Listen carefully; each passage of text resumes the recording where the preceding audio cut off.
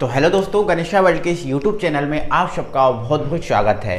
तो दोस्तों class 11th की जो हमारी क्लास 11th फिजिक्स की जो हमारी सीरीज चल रही है कार्य ऊर्जा शक्ति, ये हमारा टॉपिक चल रहा है। तो आज की वीडियो में दोस्तों हम जो कार्य ऊर्जा शक्ति टॉपिक चल रहा था, इसमें हम एक महत्वपूर्ण मोस्ट आईएमपी जो है ना क्वेश्चन आपको पढ़ाएंगे, समझाएंगे इसके बारे में, क्योंकि ये क्वेश्चन इंपॉर्टेंट है हर एक पॉइंट ऑफ व्यू से देखा जाए तो। ठीक है, तो हमारा आज का क्वेश्चन दोस्तों है कार्य ऊर्जा और प्रमेय। कार्य ऊर्जा प्रमेय हमारा आज का क्वेश्चन है, कार्य ऊर्जा प्रमेय। तो ये कार्य ऊर्जा प्रमेय क्या है? तो ये आप देख पा रहे हो ना, कार्य ऊर्जा प्रमेय। तो कार्य और ऊर्जा में जो संबंध बताने वाली जो प्रमेय होती है उसे ही हम बोलते हैं कार्य ऊर्जा प्रमेय। प्रमेय कुछ नहीं, प्रमेय एक कथन है। क्या है? एक कथन। तो जो प्रमेय या जो कथन कार्य और ऊर्जा में संबंध बताता है उसे ही हम बोलते हैं कार्य ऊर्जा प्रमेय। ठीक है, तो ये कार्य ऊर्जा प्रमेय क्या बताती है, हमें क्या सिखा के जाती है, वो हम देखते हैं, समझेंगे। ठीक है, ये प्रमेय क्या कहती है उसको समझना है। ये प्रमेय क्या कहती है मेरे भाई? यहां पर ये जो प्रमेय है बहुत आसान भाषा में कहती है किसी गतिमान वस्तु पर, किसी गतिमान वस्तु पर मान लेते हैं, यहां पर हम मान लेते हैं यहां पर एक कैपिटल एम ये आपका, या फिर स्मॉल एम मान लेते हैं, ये कैपिटल एम या फिर मान लो ये स्मॉल एम। ठीक है ना, क्या मान लिया? स्मॉल एम द्रव्यमान की, या फिर इसको थोड़ा सा यूं करते हैं, ये मान लेते हैं ये स्मॉल एम द्रव्यमान की एक वस्तु है जो प्रारंभिक वेग u से क्या है? गतिमान है। ये एक जो वस्तु है स्मॉल एम द्रव्यमान की, जो प्रारंभिक वेग u जो है इससे क्या है? गतिमान है। आगे हम क्या कर रहे हैं दोस्तों? ये क्या कह रहे हैं? किसी गतिमान वस्तु पर बल लगाने पर, ये एक वस्तु है जो गतिमान है प्रारंभिक वेग u से। अब यदि क्या किया जाए दोस्तों, ये जो वस्तु है इस वस्तु पर मतलब गति की दिशा में, जैसे ये वस्तु यहाँ की ओर गति कर रही है ना, यहाँ की ओर गति कर रही है, बोलो कर रही है ना। तो यदि इस वस्तु पर गति की दिशा में, जहां ये गति कर रही है उसी दिशा में, गति की दिशा में क्या किया जाए? एक बल लगाया जाए। क्या लगाया जाए? एक बल। और ये बल भी हम इसी दिशा में लगा रहे हैं। ठीक है, बल भी हम यहाँ कोई लगा रहे हैं। ठीक है, वस्तु यहाँ की ओर गति कर रही है, यहीं की ओर हम क्या कर रहे हैं? एक बल लगा रहे हैं। ठीक है, तो ये बल मान लेते हैं हम t समय के लिए लगा रहा है, t समय तक लगा रहा है। तो ये जो वस्तु है ये गति करेगी, क्योंकि बल लगाएंगे तो और ज्यादा गति करेगी ना। ठीक है, देखो प्रारंभिक वेग u से तो गति कर ही रही है। यदि इस वस्तु पर और बल लगा दिया जाए गति की दिशा में, जैसे मान के चलो मैं तो ये चल ही रहा हूँ और मुझे पीछे से कोई धक्का मार दे तो मैं और तेज चलूंगा ना। ठीक है, चलूंगा कि नहीं? ठीक है, तो और ये वस्तु तेज चलेगी, जिससे मान लेते हैं इसका जो अंतिम वेग है, इस वस्तु का अंतिम वेग है, मान लेते हैं इस वस्तु का, वो आपका क्या है? v है। क्या है? v है। और v वेग से वस्तु यहाँ पर आ जाती है, और मान लेते हैं ये वस्तु द्वारा जो विस्थापन है वो मान लेते हैं क्या है? s है। क्या है? वस्तु का जो विस्थापन है वो क्या है? s है। इतना समझ गए ना, कोई दिक्कत नहीं है।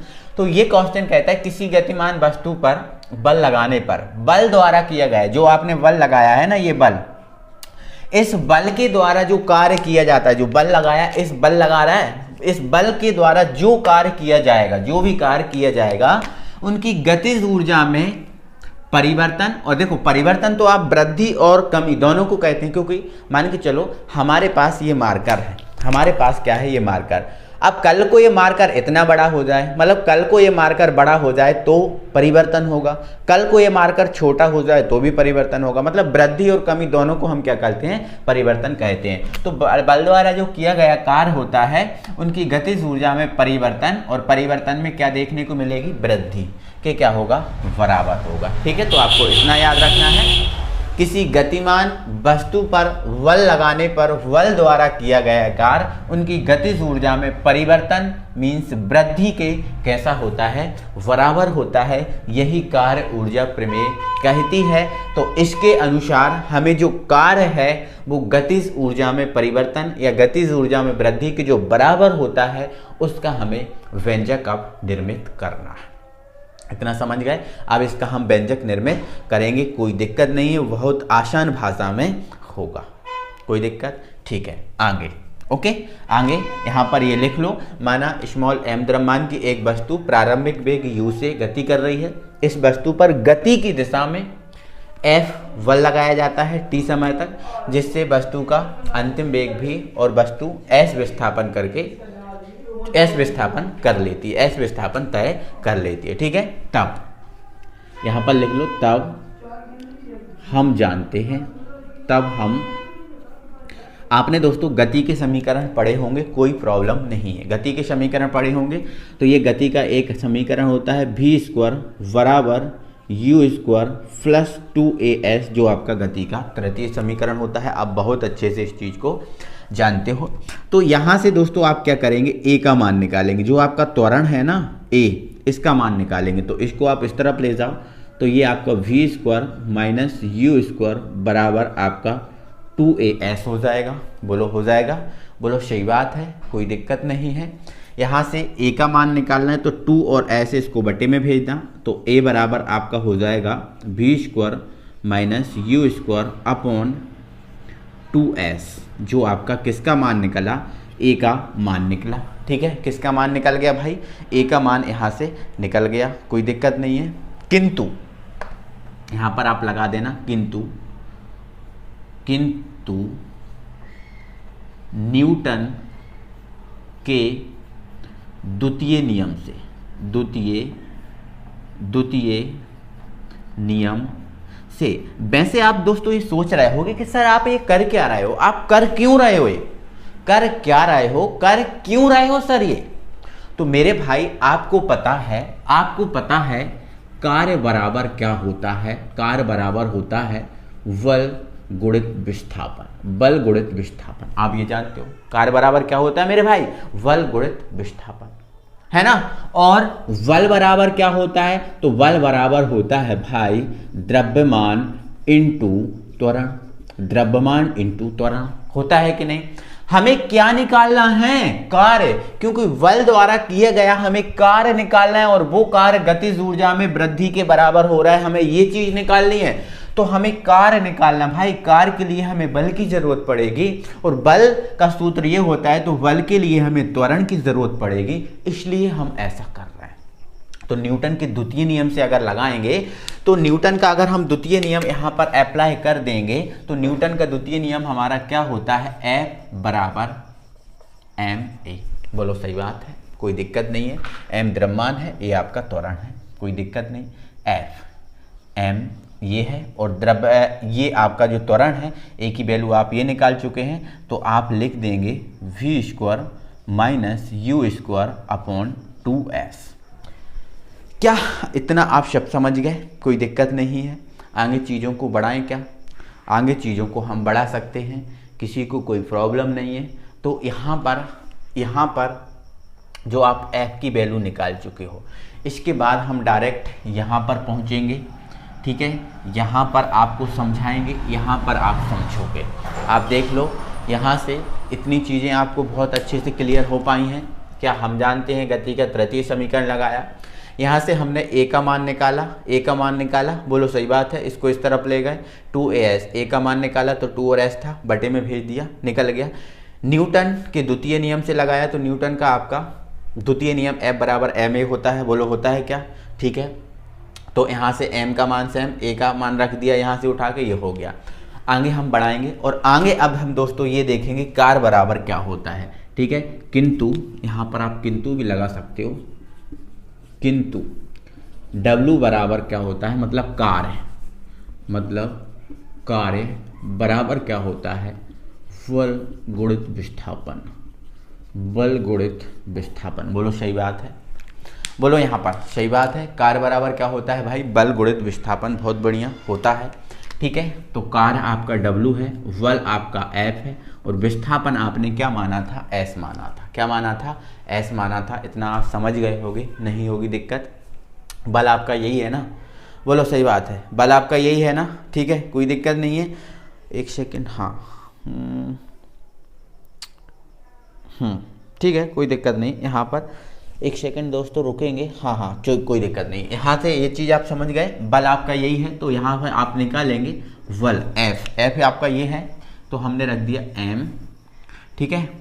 ये आपका है V square minus U square upon 2s into S.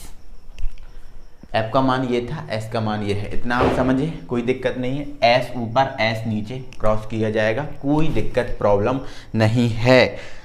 आगे आपको क्या करना है, एम का अंदर मल्टीप्लाई करोगे या फिर आप ऐसा कर लो, एम को आप सेम लिखा रहने दो, ठीक है। इनके जो है ना बटे में क्या बचा, 2 बचा, तो यहाँ बटे अलग अलग करो, तो बटे अलग अलग करेंगे तो वी स्क्वायर के बटे में भी 2 आ जाएगा और यू स्क्वायर के बटे में भी 2 आ जाएगा, क्योंकि दोनों का जो बटे है वो 2 है। तो ये V square upon 2 minus U square upon 2 ये हो जाएगा। अब m का मल्टीप्लाई कर दो अंदर, तो 1 upon 2 m V square minus इसका इसमें भी कर देंगे तो 1 अपॉन 2 m यू स्क्वायर। बोलो सही बात है। देखो m का मल्टीप्लाई किया तो देखो 1 अपॉन 2 इसमें भी है इसमें भी है, क्योंकि बटे में 2 है ना, तो 1 अपॉन 2 को अलग रख दिया और m वी स्क्वायर, इसका भी 1 अपॉन 2 को अलग लिख दिया और m यू स्क्वायर। और ये हमारा किसके इक्वल चल रहा है, कार के इक्वल चल रहा है, ठीक है ना। यहाँ पर ये आपका क्या है अंतिम वेग और ये आपका क्या है प्रारंभिक वेग, सॉरी ये यहाँ पर अंतिम वेग है और ये आपका u क्या है प्रारंभिक वेग। और अंतिम वेग होने के कारण दोस्तों आप पता है कि जो है ना 1/2 mv स्क्वायर क्या होता है, तो ये आप जानते हो गतिज ऊर्जा होती है। आपने जो गतिज ऊर्जा पढ़ी है k बराबर 1/2 m वी स्क्वायर होता है, बोलो सही बात है। ये आपकी क्या है गतिज ऊर्जा, तो ये आपका अंतिम वेग इसमें लगा हुआ है, मतलब ये अंतिम गतिज ऊर्जा है और ये आपकी प्रारंभिक गतिज ऊर्जा है। तो अंतिम और प्रारंभिक ये क्या है गतिज ऊर्जा में परिवर्तन।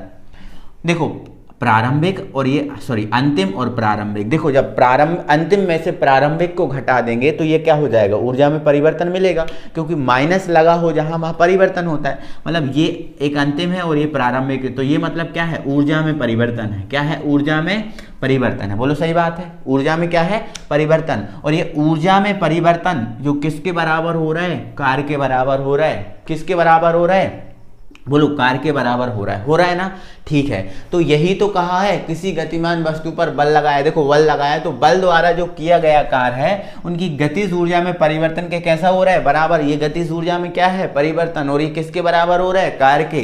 जो बल द्वारा हमने जो बल लगाया तो बल द्वारा जो कार्य किया गया है वो ही कार्य गतिज ऊर्जा में परिवर्तन के इक्वल आया कि नहीं, बोलो सही बात है, आया।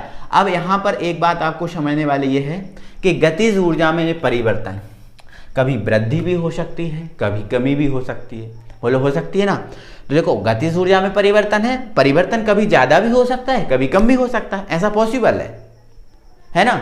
तो अब गतिज ऊर्जा में परिवर्तन ज्यादा होगा तो क्या होगा, कम होगा तो क्या होगा, वो सब चीजें आपको समझना है। तो ये तो आपका जो व्यंजक था, जो कार्य ऊर्जा प्रमेय थी, वो तो सिद्ध हो गई कि बल द्वारा किया गया कार्य गतिज ऊर्जा में परिवर्तन के बराबर होता है, ये तो हमने सिद्ध कर लिया। आई होप आप सब समझ गए होंगे, दिक्कत नहीं होगी।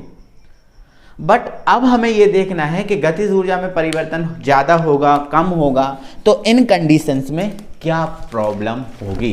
तो यहाँ पर सुन लो, राइट साइड में आपको लिखा दे रहा हूं, आपको लिखा हुआ आ रहा है, आप समझ लेना। सुनो, यदि वस्तु की गतिज ऊर्जा में वृद्धि होती है, जैसे मान के चलो ये गतिज ऊर्जा है, इसमें क्या हो जाए वृद्धि हो जाए।